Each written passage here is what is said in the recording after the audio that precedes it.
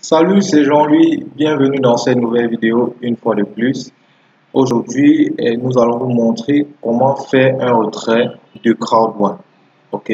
Parce que le plus souvent, certaines personnes mettent leur argent dans un business et le plus souvent, retirer cet argent devient le plus compliqué. Ok? Alors, durant ce processus, vous allez vous rendre compte que Crowd1 a vraiment facilité les choses. Ok?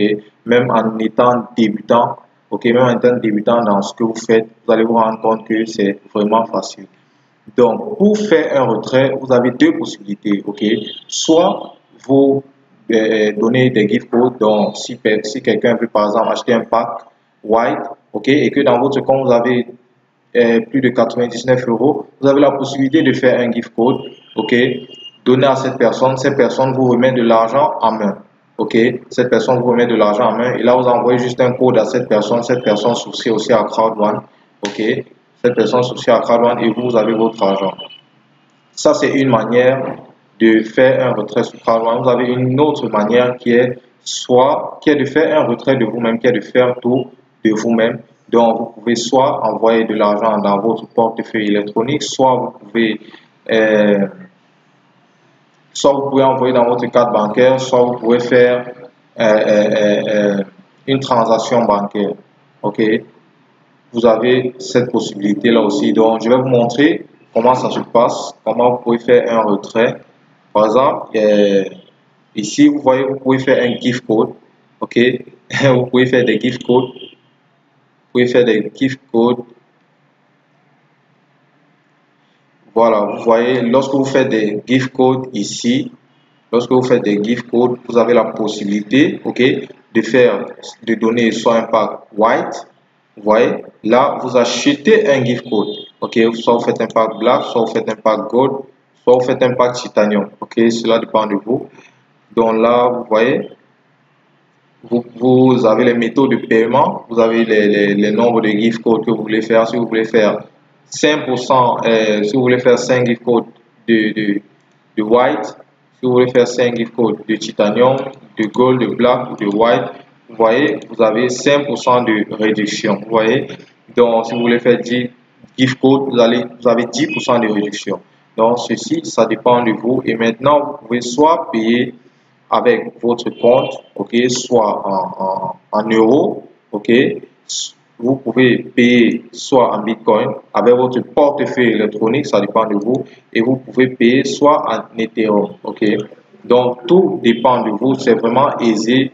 Donc une fois que vous avez acheté votre gift code, vous pouvez le donner à quelqu'un qui veut aussi s'inscrire dans Crowd1. La personne s'inscrit et la personne vous donne de l'argent, du cash tranquille, ok. C'est vraiment aisé, ok, c'est pas compliqué. Crowd1 a tout prévu.